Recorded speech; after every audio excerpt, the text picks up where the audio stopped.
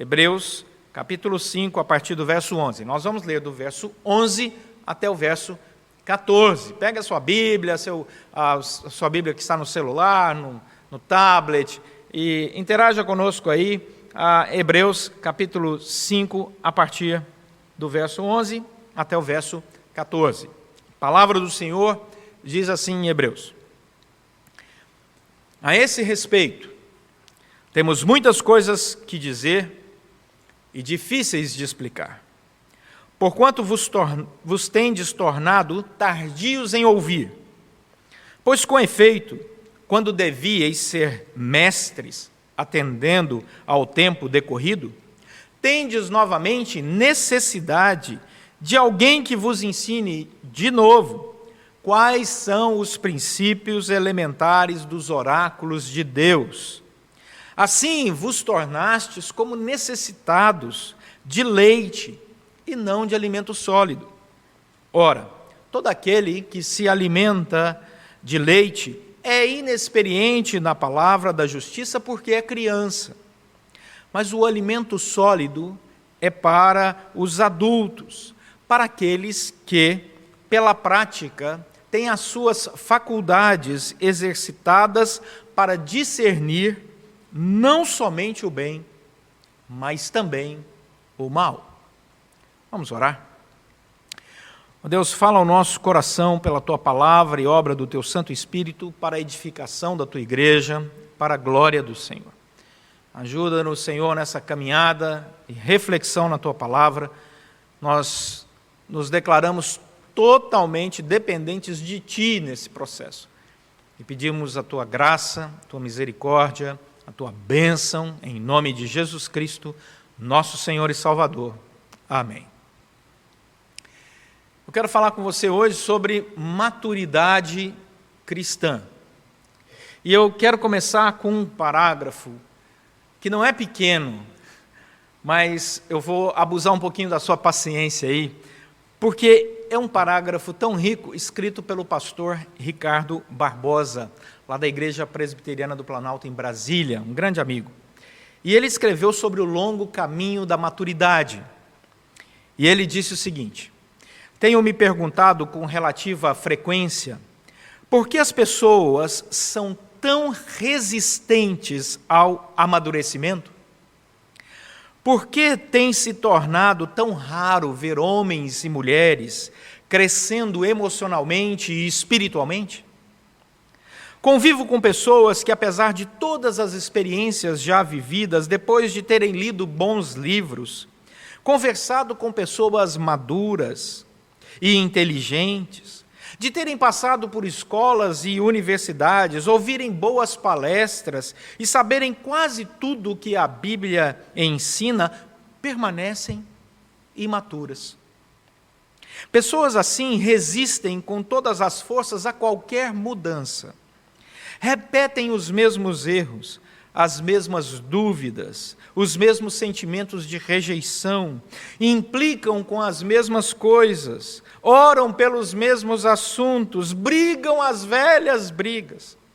Dão a impressão de que não avançaram 1 milímetro no caminho do amadurecimento, não subiram nenhum degrau na escala do crescimento, não deram nenhum passo em direção a uma vida mais verdadeira. Alguns dão a impressão de que, na verdade, andaram para trás, retrocederam, tornando-se piores do que já foram.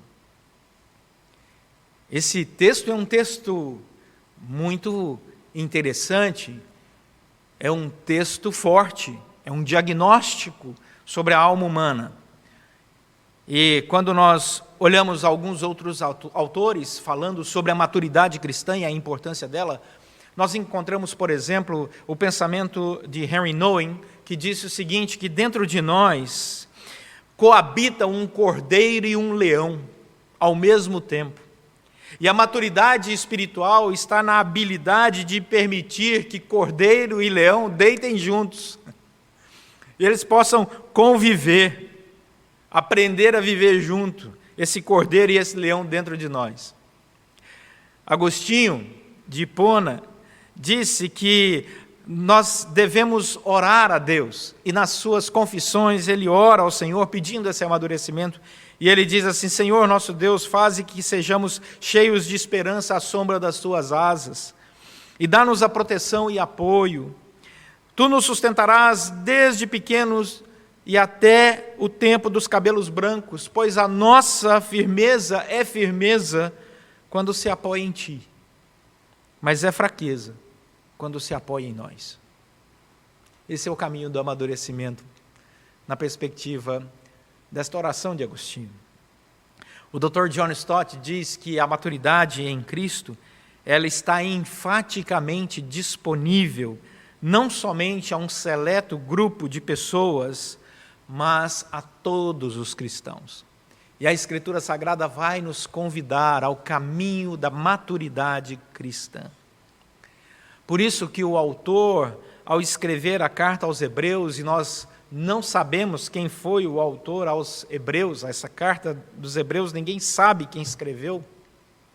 Ele escreve a judeus convertidos, daí o título da carta aos Hebreus, mas ele usa uma linguagem aonde ele pega toda a teologia do Antigo Testamento, explica à luz da chegada de Cristo Jesus e usa padrões daquela época do pensamento grego para discutir sobre a importância do amadurecimento.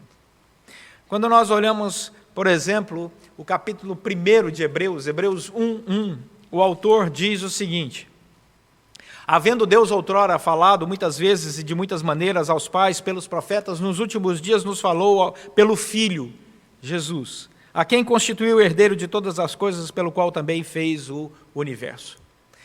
O autor começa escrevendo aos Hebreus, e ele diz que a coisa mais importante que ele quer falar para eles é sobre Jesus, porque amadurecimento cristão, sanidade espiritual, equilíbrio espiritual, caminhada espiritual bem-sucedida, se dá sempre aos pés da cruz de Cristo Jesus. E no capítulo 5, ele fala sobre o sumo sacerdócio em Cristo Jesus. Ele começa a dizer que para crescer e amadurecer na nossa fé, nós precisamos entender a nova aliança em Cristo Jesus. Que o amadurecimento pela fé não se dá na guarda das leis do Antigo Testamento, mas amadurecimento cristão se dá quando nós percebemos que todas as leis do Antigo Testamento denunciavam a nossa incapacidade de alcançarmos qualquer coisa boa cumprindo leis, porque nós não conseguimos cumprir toda essa lei, mas Deus vem para em Cristo Jesus cumprir toda a lei, morrer em nosso lugar e ressuscitar o terceiro dia, derramando naquela cruz o sangue do Cordeiro, da nova aliança, para que todo aquele que crê no Senhor Jesus não pereça, mas tenha vida e vida eterna, e tenha vida aqui em abundância, e a vida em abundância aqui prometida para o Senhor Jesus, pelo Senhor Jesus, é esta vida de equilíbrio, de maturidade espiritual, onde nós aprendemos a enfrentar os nossos conflitos, nossas dores, nossas dúvidas, nossos questionamentos, celebrar as nossas vitórias, olhar para nós mesmos com um santo equilíbrio. A fé em Cristo Jesus deve nos conduzir a esse processo natural de amadurecimento. E o autor de Hebreus diz, isso só é possível se nós olharmos da maneira correta, tanto para o Antigo Testamento quanto para o Novo Testamento, tendo Jesus Cristo como a plenitude dos tempos, o Senhor que vem para realizar essa obra restauradora, reconciliadora entre nós e Deus, porque na busca dos nossos sonhos, dos nossos objetivos, a humanidade virou as costas para Deus, quis construir sua própria agenda, e assim o pecado se fez mais do que vivo e ativo em todo o planeta Terra, e nós colhemos as consequências desse pecado no nosso dia a dia, e uma das consequências do pecado em nossa vida é a imaturidade. É a imaturidade. E uma das belezas da nossa reconciliação com Cristo Jesus é a descoberta do caminho da maturidade. E aí o autor de Hebreus diz assim, nós precisamos entender essa nova aliança, onde Jesus Cristo é o sumo sacerdote. No versículo 1 e 2 do capítulo 5, ele vai dizer que o sumo sacerdócio de Cristo Jesus, ele é a nosso favor. Ele vem para nos conduzir como nós éramos, ele diz isso no versículo 2, ignorantes. Nós éramos ignorantes, nós ignorávamos todo o projeto de Deus, toda a vontade de Deus, mas o Senhor Jesus veio e nos tirou desta ignorância. Ele se deu a conhecer e nos deu a alegria de conhecê-lo através da sua graça e de entender a obra dele. O sumo sacerdote, ele vem para oferecer a oferta pelo pecado do povo. Cristo Jesus veio fazer isso. Ele tinha o poder e ele detém ainda esse poder, porque ele foi revelando a nós, através da sua vida, o que é ser obediente ao Pai, como é o processo de obediência ao Deus que é Pai. O próprio Deus veio, se encarnou, a segunda pessoa da Santíssima Trindade, para mostrar para cada um de nós qual era o ideal da caminhada cristã com o nosso Senhor. E ele faz isso, e o texto vai dizer que ele escolhe o caminho da obediência. Versículo 8 do capítulo 5 diz assim: embora sendo filho, está falando sobre Jesus Cristo, aprendeu a obediência pelas coisas que sofreu, e tendo sido aperfeiçoado, tornou-se o autor da salvação eterna para todos os que lhe obedecem. São palavras complexas, é um raciocínio complexo. Como é que o autor da salvação, como é que Cristo Jesus vem ser obediente e é aperfeiçoado nesse caminho? Como é que Deus pode ser aperfeiçoado? A palavra grega usada aqui não significa que Deus era imperfeito, que Jesus Cristo era imperfeito. Não. Essa palavra usada aqui significa completar ou qualificar uma obra. A melhor maneira de você entender essa tradução é: e o Senhor vem e ele é aquele obediente à lei que ele mesmo havia criado, e ele vem aperfeiçoar, ele vem completar, qualificar essa obra. Os sofrimentos de Cristo, eles são para nós o modelo do amor de Deus por nós e, ao mesmo tempo, do sumo sacerdote que se entrega na cruz sem pecado para cada um de nós. Então ele entra no versículo 11, trazendo toda essa bagagem teológica do Antigo Testamento, sendo agora explicada pela vinda de Cristo Jesus, e ele diz: a esse respeito, temos muitas coisas que dizer e difíceis de explicar. Que interessante essa palavra dele. A esse respeito, eu tenho muitas coisas que dizer, mas são difíceis de explicar. Ao dizer isso, Craig Keener, um teólogo, diz que esta linguagem usada aqui pelo autor de Hebreus, eu tenho muitas coisas para dizer, mas são difíceis de explicar. Ele está usando uma linguagem que era comum da filosofia grega. Era uma abordagem da filosofia grega para dizer para uma pessoa que eles precisavam prestar atenção, ter mais atenção naquilo que de fato iria começar a ser dito. E as pessoas então paravam para ouvir com mais atenção quando se usava essa forma de linguagem na filosofia. Pitágoras usou isso, os platônicos usavam isso, os epicureus usavam isso, os estoicos usavam isso, e até Sêneca e Filo, que são mais contemporâneos dessa época, também usavam essa forma de raciocínio filosófico, para que as pessoas pudessem prestar atenção. O que nós percebemos então aqui, na intenção do autor de Hebreus, é o seguinte: explicar toda a teologia do Antigo, agora sobre a perspectiva da vinda de Cristo Jesus, Novo Testamento, usando uma linguagem moderna para eles, uma linguagem que eles usavam no dia a dia e que era profunda, era uma linguagem filosófica. Portanto, ele diz: vamos pensar mais seriamente sobre isso. É como se hoje nós usássemos a linguagem, precisamos nos conectar, por exemplo, àquilo que Deus está querendo dizer. Olha, isso aqui nos linka, né? Usamos essas expressões aqui no século 21 para mostrar um pensamento, estabelecer uma ponte de contato entre aquele que está ensinando a Escritura e aquele que está ouvindo a Escritura, o autor de Hebreus faz a mesma coisa.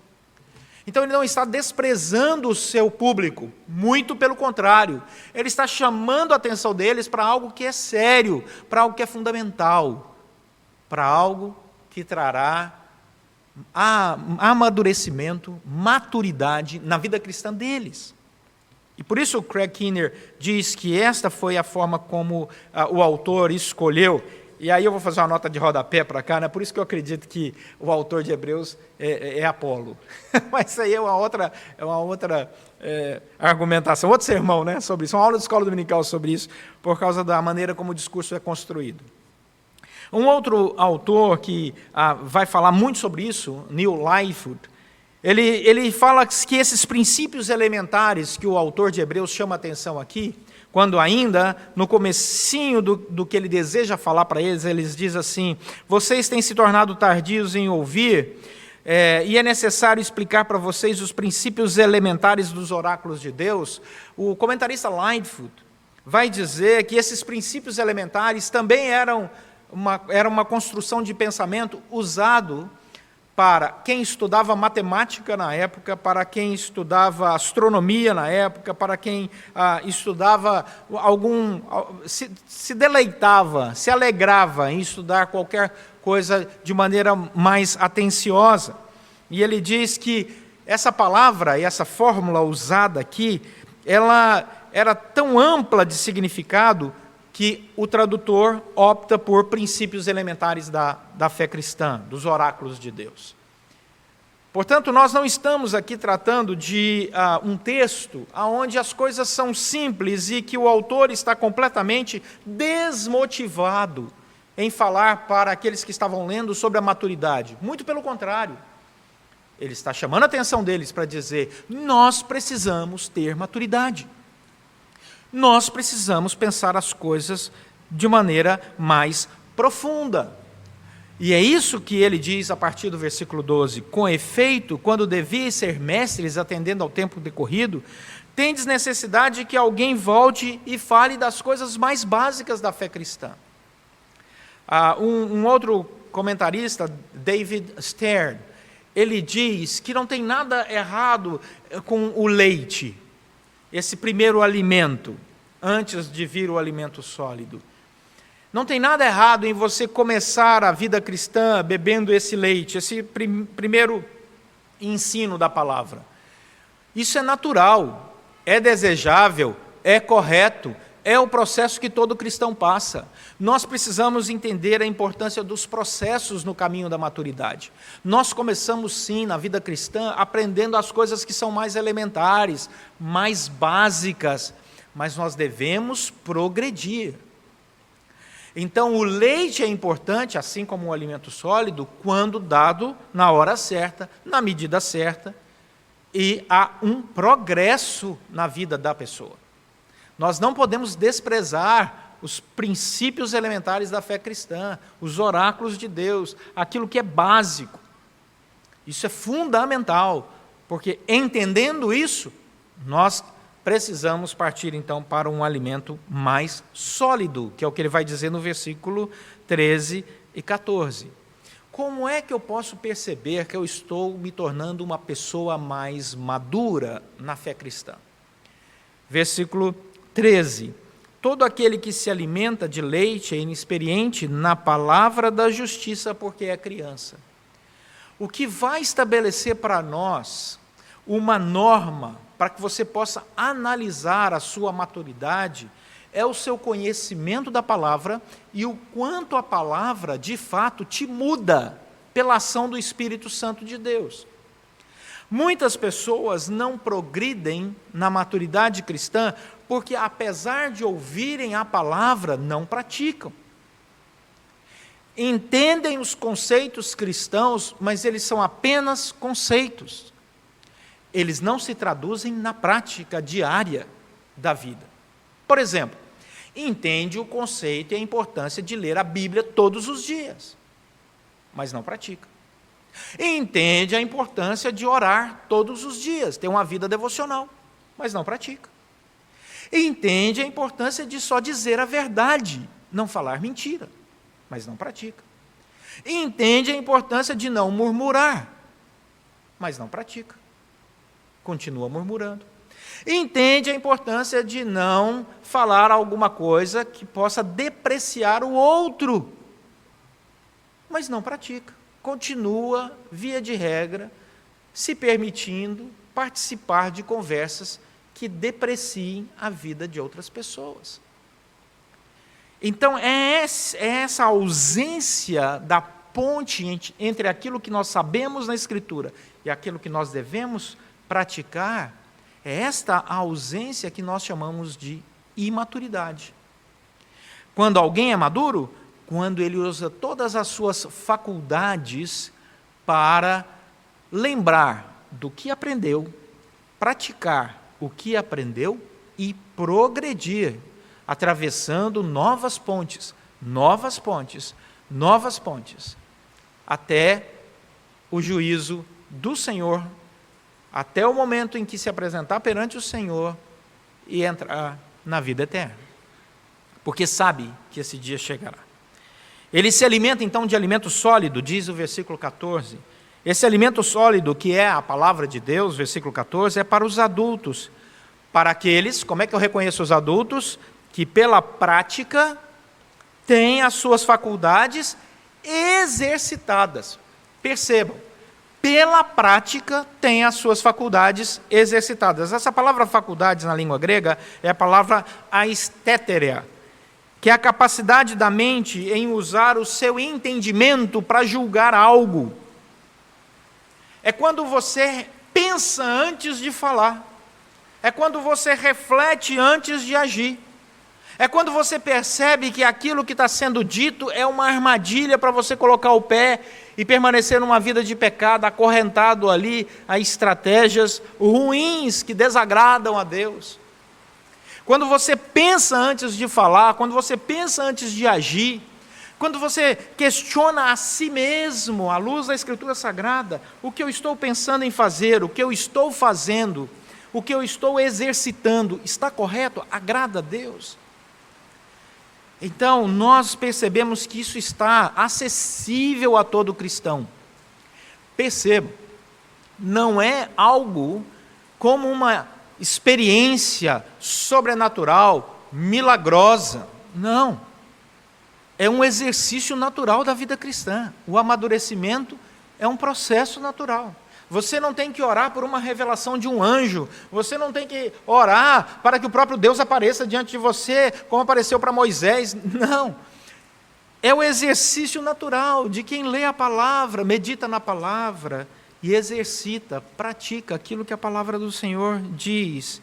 E aí, o final do versículo 14 diz que essa pessoa ela discerne não somente o bem, mas discerne também o mal. Ela é equilibrada, ela chama mal de mal, chama bem de bem. Ela não é uma pessoa que chama tudo de bem. Ah, está tudo bem. Não, o amor pode tudo. Não, ele é equilibrado mesmo. Ele sabe que Deus ama, mas sabe que também Deus é justiça.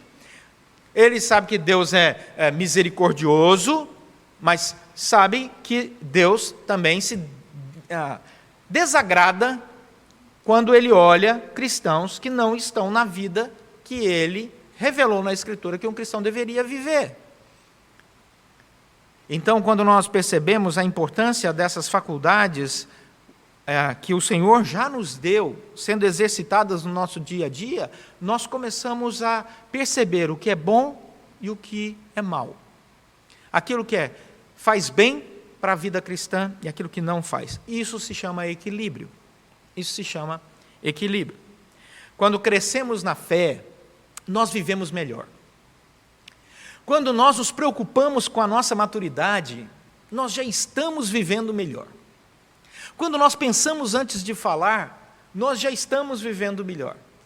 Quando nós olhamos todas as circunstâncias ao nosso redor, à luz do que a Escritura Sagrada diz, isto é um processo de amadurecimento. Quando o nosso coração descansa na soberania de Deus, isso já é amadurecimento. Quando pessoas tentam nos levar, como diz lá o Salmo 1, para a roda dos escarnecedores, e nós evitamos esse tipo de companhia, mesmo que sejam pessoas que se digam cristãs, Porque tem muita gente que diz que é cristã, mas a palavra do Senhor diz que elas não são.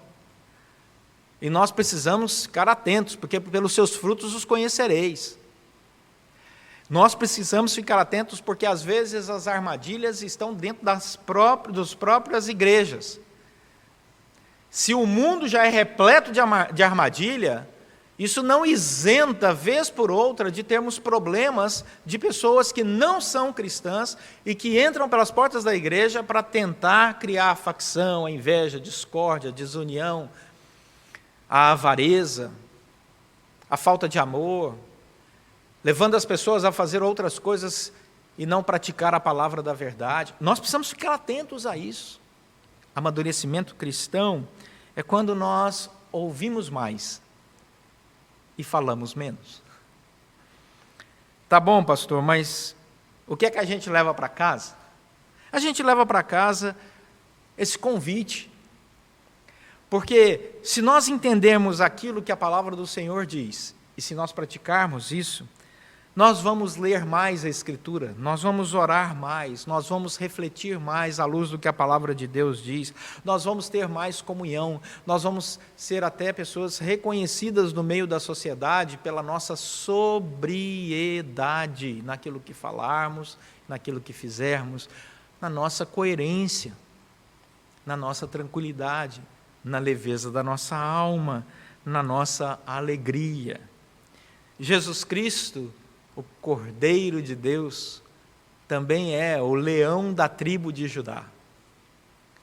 E quando nós olhamos a esse Deus maravilhoso que se fez carne e habitou entre nós, Ele é para nós o supremo modelo.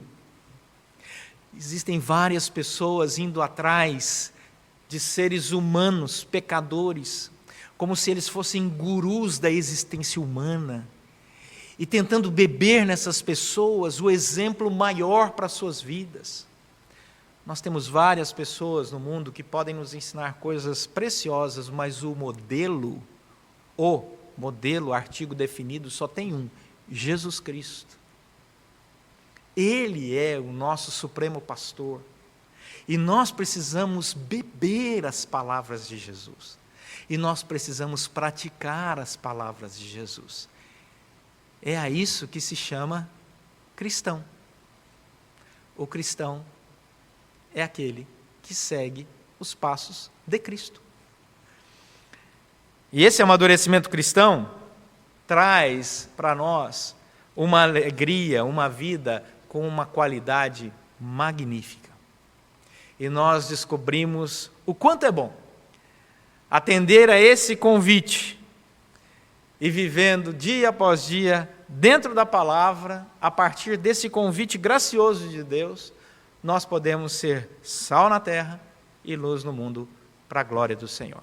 Que Deus te abençoe e que a partir de hoje você possa praticar ainda mais a palavra para se tornar uma pessoa ainda mais madura. Que o Senhor nos abençoe nessa caminhada, porque todos nós estamos nessa jornada juntos, no caminho da maturidade. Que Deus nos abençoe. Vamos orar? Senhor, nosso Deus e Pai, muito obrigado pela Tua palavra, esse manual vivo, eterno, único, verdadeiro. Senhor, nós queremos progredir. Tira de nós, ó Deus, tudo aquilo que tem impedido esse crescimento. Tira de nós, ó Deus, essa procrastinação de agenda. Nos dê, ó Deus, a visão da importância de priorizarmos o Teu reino, a Tua palavra. Porque o Senhor diz que todas as outras coisas nos serão acrescentadas na vida diária, de trabalho, de estudo, de comunhão, quando nós buscamos em primeiro lugar o Teu reino e a Tua justiça. Senhor, não queremos ser apenas ouvintes da palavra, queremos ser praticantes. Que o Teu Santo Espírito nos conduza assim, que o Senhor continue falando ao nosso coração quando nós começarmos a pensar algo que desagrade ao Senhor, que nos tire do caminho da maturidade. Ajuda-nos, Senhor, nós queremos ter lares saudáveis, relacionamentos felizes, igreja frutífera para a glória do Senhor. Nos conduz assim, Senhor. Nós pedimos em nome de Jesus Cristo, nosso Senhor e Salvador. Amém.